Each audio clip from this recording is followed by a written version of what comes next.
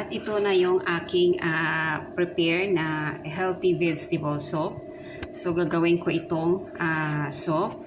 And ito ay ang broccoli at ito ang cauliflower.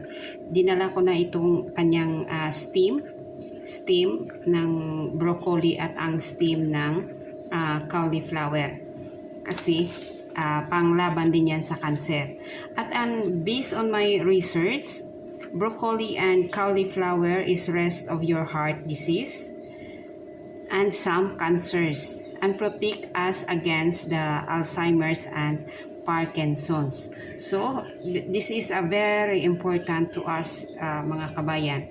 At ito naman ay celery. Ito ay kinat ko lang siya, tinanggalan ko siya ng balat-balat dyan. Itong celery ay nakakatulong ito para sa pagparelax ng ating mga muscles and give also this one is a lower blood pressure ang celery. So kakain na tayo ng celery mga kabayan. Damihan natin at pwede rin itong gawing juice mga kabayan. At ito naman ay carrots. Gislice ko na ito ang carrots, gi-prepare ko na ito. Ito naman ay carrots. Ito ay nagre-reduce rin din ito ng rest of many illnesses includes heart disease. Ito rin ay various of degenerative ailments and certain types of cancers. So nakakatulong din ito. So kakain na tayo para makaka-prevent tayo, makakaiwas tayo sa mga cancer.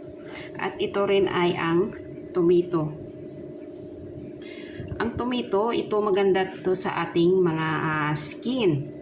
Ito ay may content din ito ng high level of substance called lycopene, which is linked to reduce the risk of cancers and heart disease. Ang makukuha nating vitamins dito sa tomato ay ang vitamin C, folate, and potassium. At ito naman ay zucchini. Zucchini is full of vitamins and minerals. Ito rin ay nagpapababa ng ating calories and ito rin ay mayroong mataas na fiber sa ating katawan. Ayan. So maglagay lang tayo ng olive oil. And then, lagyan natin yan ng garlic. And this is the spices. This one is thyme. And we have put the garlic powder.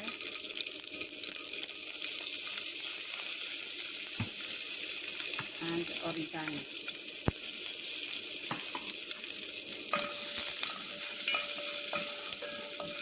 Need to fry this one. Put all the vegetables.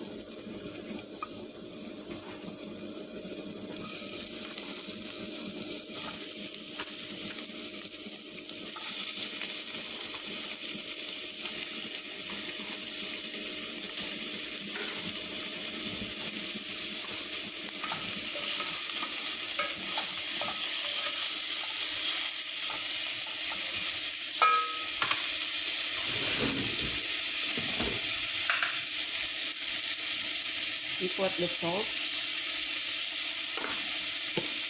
and black pepper and we put the cubes. We add the water to boil.